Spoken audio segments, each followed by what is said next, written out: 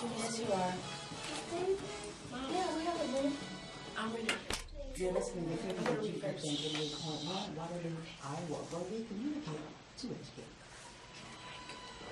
Read 2 books you can pull out. You can do it. Oh, yeah.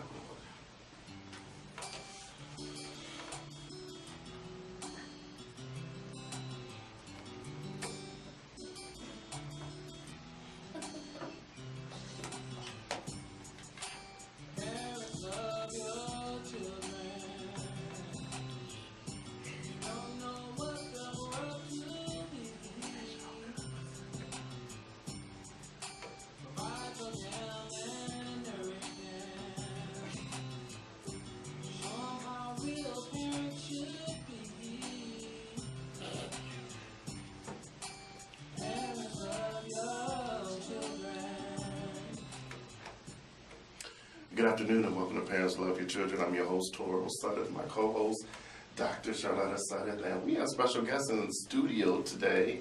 And we're going to, of course, have them introduce themselves, but we want to say shout-outs to the Riley family. Welcome to Parents Love Your Children, and of course, KBBG. Dr. Shar, how are you doing today? We're going to start with you first. We are doing fabulous on this balmy, sultry, hot summer day. We've been waiting for this. We've been waiting for the weather to do this, so we're excited about the heat. And we're so excited. We have children in the studio, and it's summertime, and school's out, and we just want to continue to promote reading. And I'm going to introduce my friend right here to the left of me, and then will you introduce the young ladies that you have? That'll work. Okay, introduce yourself. Say your name. My name is Jimmy, and I go to Fred Becker, and I'm going to 2nd grade. Wonderful. Next. My name is Veronica Riley. I go to school at Fred Becker Elementary. I'm going to 5th grade. All right. My name is Gabby, and I'm going to 6th grade at Central. And we know our last reader, but we'll have her introduce herself as well. My name is Kalia Sedith, and I'm going to be in 6th grade. I'm going to Blessed Maria. Wonderful, wonderful. So we're going to read a couple stories for your listening enjoyment, and we're going to do some partner reading. So let's have some fun. Kalia, do you want to introduce our book and tell us who the author? It's Time for Preschool by Esma Rajay Kadeo.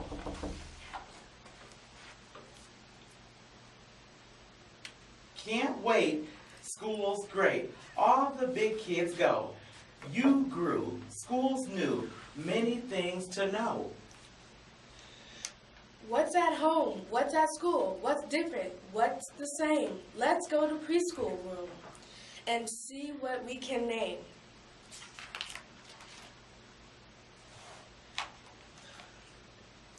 When you walk in the door, who will you see? Friends, teachers, helpers, maybe a class pet. Explore the room.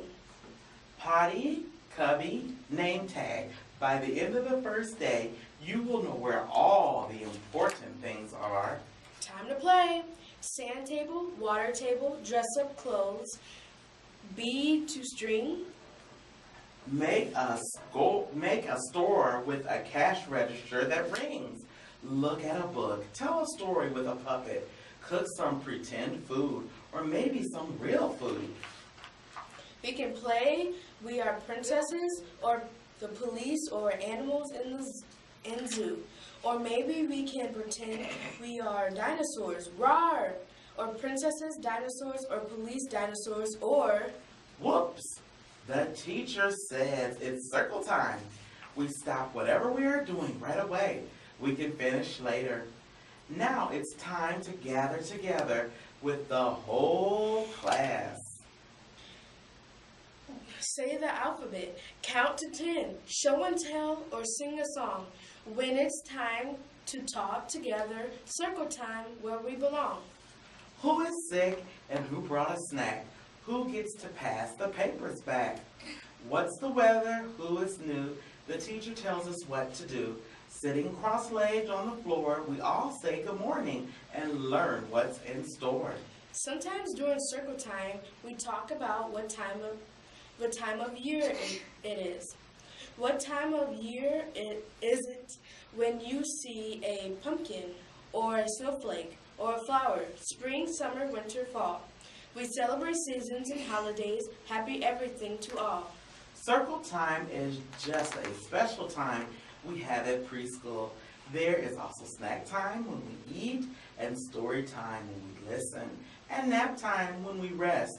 But every time is Sharing time. Share a box of raisins. Share a box of crayons. Share a box of building blocks. Though you had other plans, share a great idea you have. By raising up your hand, you can share some drums and bells to make a marching band. share cupcakes on your birthday. Don't make the teacher tell you twice. Sharing isn't always fun, but guess what? It's always nice. Manners. Sharing is one kind of manners. Manners are things we do and say to show people that we care about them and know that they are in the world. Excuse miss and thank yous and sorries and pleases. We wipe noses with tissues and wash hands after seasons. This keeps friends and teachers from catching diseases. Sometimes we forget. That's okay. We'll get other chances to remember and be kind throughout the day. Fire drill. Sometimes we think about what we can do in an emergency. The fire drill is when we practice our best safety choices. We all get in a line and we don't lose our voices. We take a little walk around the block, a loud noises ringing like a big alarm clock. Sometimes the fire truck comes around. How exciting, how noisy. We are safe and sound. Thinking about home time. Even though you are busy sometimes, you think about your mom or dad, or grandpa, or someone who loves you and takes care of you, and how they are not at preschool. That might be a wobbly time, or a worrying time, or a wondering time, but it is a very short time. What is mommy doing right now while I am at school? What is mommy doing? Is she going to the store? Is she using the computer? Is she cleaning up the floor? What is daddy doing? Is he driving in his van? Is he taking care of a baby? Is he cooking in a pan? Are they sitting at a desk or are they talking on the phone? What are the grown-ups doing when the grown-ups are all alone? What are the grown-ups doing? They are doing what they do. Preschool is your time, and you are busy too. We think about each other as we work and as we play, and know that we will see each other later in the day. Time for friends. Here have half a cracker. That's what friends do. Give a hug, take a hug, give one back, come sit by me.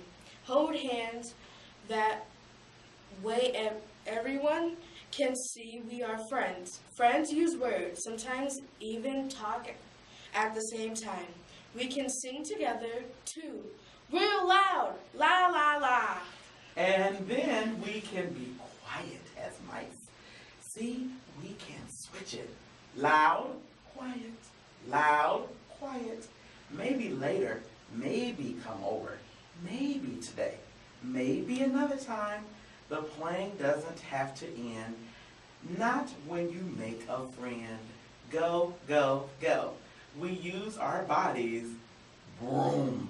Beep, beep, woo. The teacher looks tired. That's how we know we are having a great day. That's also how we know it's almost nap time. Nap time. Shh. It's time to rest on cots and mats. The room is dark, but not too dark, and grown-ups are nearly still working in the room. If we can't fall asleep, that's fine. We just close our eyes and slow down for a little while and think of quiet, restful, happy things. Field trip time on a few days, special days, we'll go somewhere new. Maybe to the museum or maybe to the zoo. Maybe to a store or maybe to a place where things are made.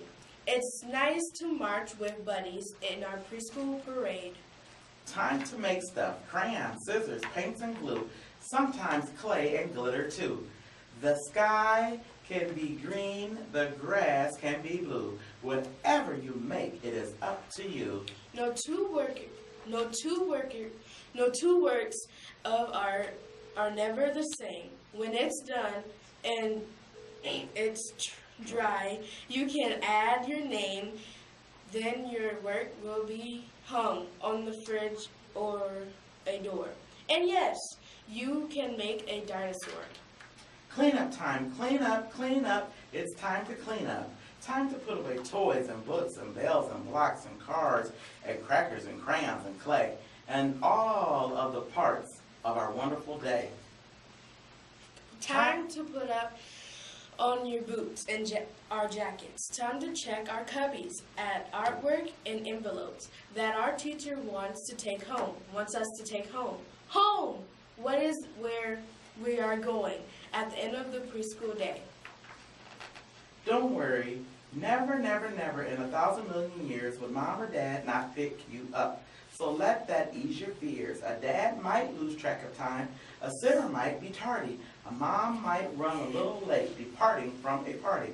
But never, never, I will say it with a shout, would your folks forget to pick you up? It's not even worth thinking about. Time to go home.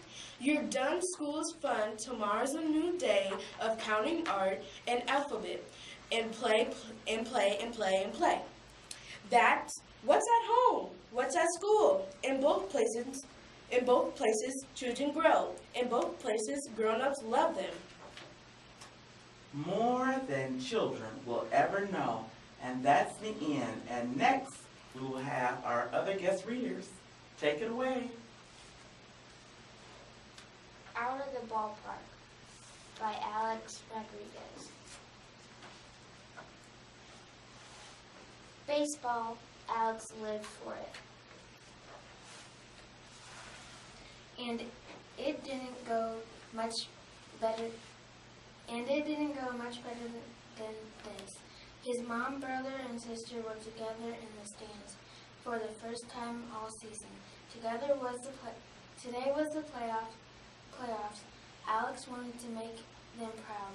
He really wanted to win his first championship. Crack! The batter hit a ground ball toward second base. Here it comes, Alex told himself. This will be an easy out. He crouched to the field the ball just like he'd done 1,000 times before. And the ball bounced between his legs. By the time the center fielder scooped it up, the runner was safe at second. Alex looked up at his family in the stands. His best friend, JD, patted him on the back. Relax, JD, said JD. Alex tried to calm down, but the harder he tried, the worse he played. I think I'm setting a record for errors and strikeouts in the same game, he told JD in the last inning. Good thing we're ahead. We have to win this game. Come on, Cravies, Alex shouted to the team. One more out. Pop. The batter fly ball sailed into JD's glove. Yeah, JD, Alex yelled. We're going to the championship. But later that day, Alex couldn't help thinking about all of the mistakes he made. Hey, Joe, Will you throw me some pitches? Alex asked his brother. Sure, Slugger, Joe said. Joe's first pitches were high, but Alex swung at all of them anyway. Settle down, Joe said. Wait for a pitch you can hit. Alex knew Joe was right. He dug in and waited. When a good pitch came, he swung smoothly. Crack!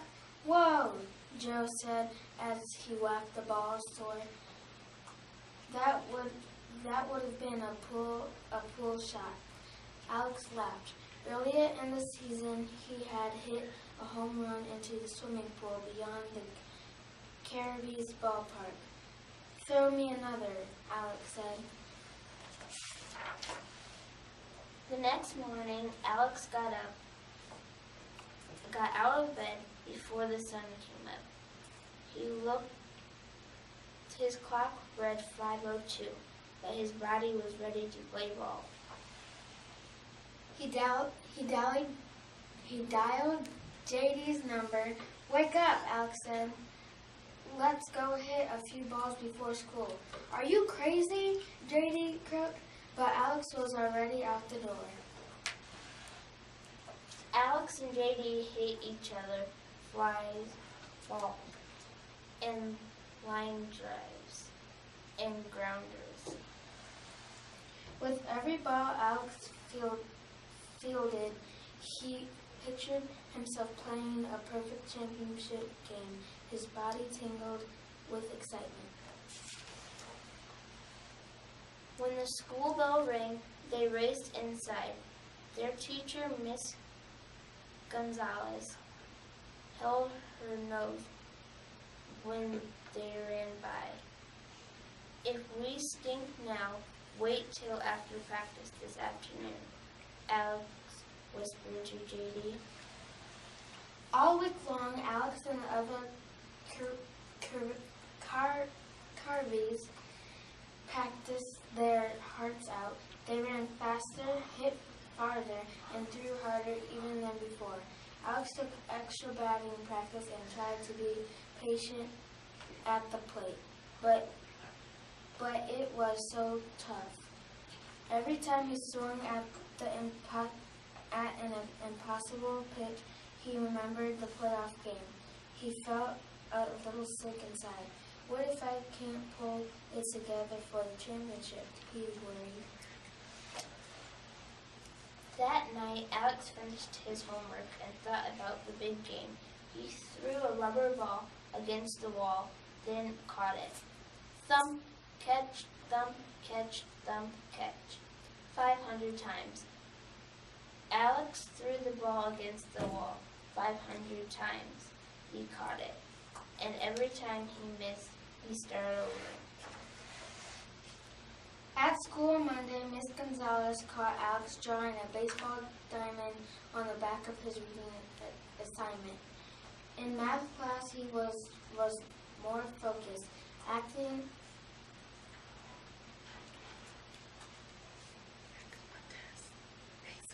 acing a test that he had studied hard for. It was just what he needed. When the bell rang to let school out, he felt 6 feet tall. At the backfield, JD cried, "Look, your family's here!" "Wow," said Alex. They'll go off work. Now we really have to win." But the Caribbees trailed from the start. They were still down by 2 in the fourth when Alex lost a fly ball in the sun and missed it. The Stingrays scored another one. It was 4-1, and Alex's heart was pounding. In the bottom of the last inning, Alex came up to the bat. The Caribbees were still down 4-1. but the bases were loaded. It was now or never. Alex swung at the pitch and was over his head. Strike, called the umpire. Alex watched the second pitch go by. Strike, said the umpire. Alex swung at the third pitch.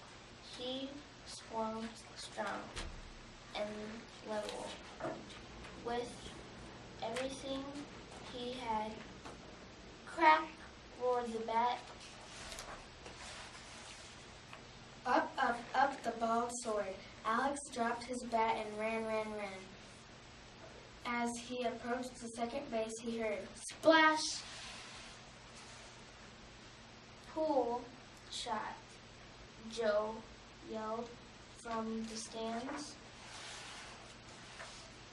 Alex Grand Slam won the Caribbees the very first championship. Yeah! Alex yelled as he crossed the plate. We did it. He looked up into the stands. He knew that it didn't get any better than this. The end. All right, we just got done hearing two good stories, and the first one was entitled It's Time for Preschool, and the second one was entitled Out of the Ballpark. Out of the Ballpark. Good job. We want to thank you for sharing those stories with us, and they're the kids of, what do you call them today? They are a product of the Waterloo Community School Systems, so all of them have been learning and reading and studying, and it shows. Yeah, so good job, and thank you Good for being job. with us today. And our parent tip is real fun, Okay. so everyone, you guys can participate in it, so don't push your mic away just yet. But we have a few tips that we're going to share with you, and it's coming from United Healthcare, and it's called Jump Into Summer Tips for Safe Swimming. Look at them. Are you ready to go swimming? Yes. Yeah. So Americans love the water. Swimming is the fourth most popular recreational activity in the U.S. behind walking, working out, and camping. The Center for the Disease Control and Prevention reports, and for children and teens, it is the #1 most popular activity that kids say they like to have fun. So the #1 tip is, why do you like to go swimming? Because it's fun. It's fun. Oh. Because when it's hot outside, you can be in the water and it's cold. Mm-hmm. Swim in areas with lifeguards and never swim alone. And do you also like to swim with toys? No. You don't like to swim with toys? Yes. Is a slide a toy? Yeah, kind of. Okay then. That's a toy. Especially when you go down and the water splashes you. What are those things called? It is filled with water and it splashes on you. There's no name for it. Oh, the little bucket thing? The bucket things. I don't think you guys would be more excited giving me tips about swimming. So, young children are inexperienced swimmers and should wear a life jacket. Do you all wear life jackets when you swim? No. Oh, so you're professionals here. Yes. Okay. Kinda. Why do you say kind of? Because I don't know how to swim on top of the water yet. On top of the water.